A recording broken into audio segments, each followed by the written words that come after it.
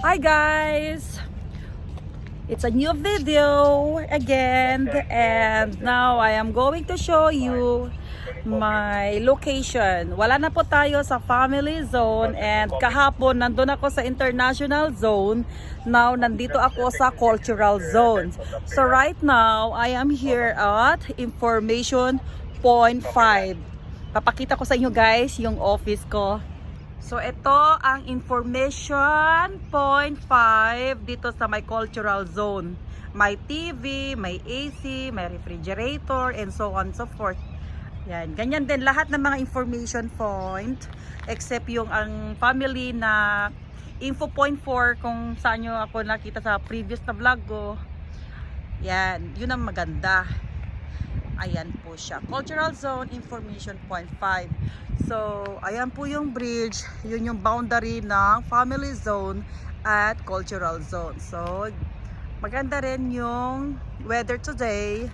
A little bit humid nga lang. Hindi na siya. Siyempre, gabi na ngayon. Night shift tayo. So, wala nang init. Have a visitor right now with me. Hi. So, yes. Say hi. From India, right? From Kuwait. Kuwait? Ito from India. Sorry. Yes. Alright. So, she's my visitor and we are waiting for bogies available. So, nandito po kami nag-aantay ng kanyang masasakyan kasi pupunta siya sa international zone. Finally, nakasakay na si Madam. From Kuwait pala siya. Hello! Buti pinasakay siya ng supervisor ko. Kaya yun, kakarating na siya sa international zone. Good luck!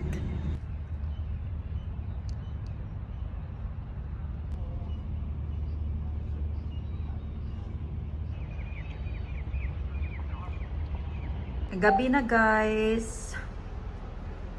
Yan, gabi na Alpida siya. 1, Alpida 2, this is Culture 2. So, Do you meron copy? na rin akong kasama dito. Gabi na, pero marami na rin mga bisita na dumating dito. Yan.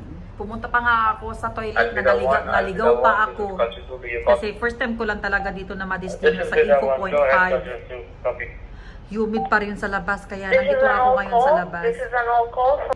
Ayan, nagtatawag na sila. Meal break na daw, pero hindi ako kakain doon kasi hindi naman masarap yung hindi naman masarap yung pagkain. Nakabili na ako guys. Kaya dito na lang talaga ako. Hindi ako aalis for meal break.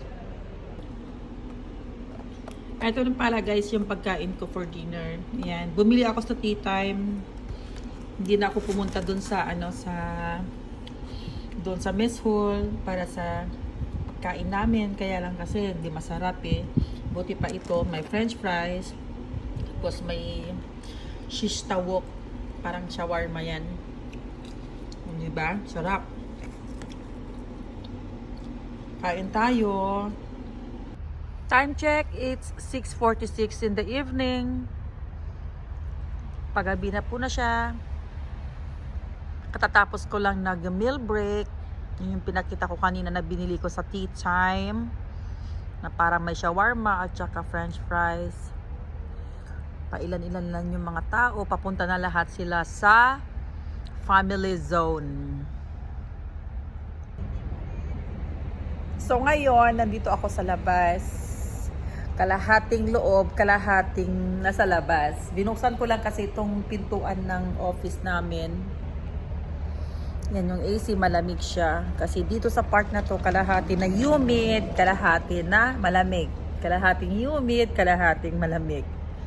Diba, nasakit na ako. Ayoko sa loob kasi baka may bisita na papasok. Dito na lang kami mag-usap.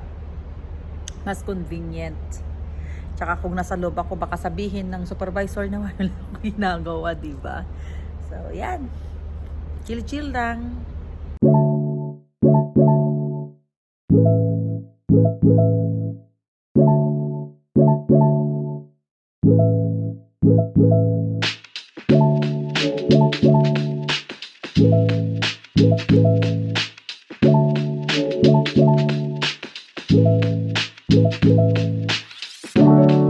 Dear visitors, we are now ending our operating day.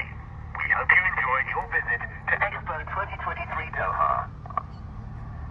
Dear visitors, we are now ending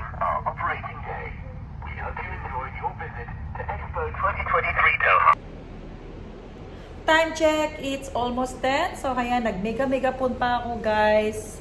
Ibig sabihin nun, nag-soft sweep na ako. Eh, yun, sinasabi ko na mga bisita na papunta pa lang dito or sa kabilang zone, hindi na sila pwede. Kasi, magsasarado na po lahat ng mga gate. Kasi mga 10 o'clock dito sa zone ko at sa kabilang zone is hindi na allowed. Sarado na ng 10. Time check, it's 10:41. Tapos na ang duty namin. So, nandito ako ngayon sa labas ng office.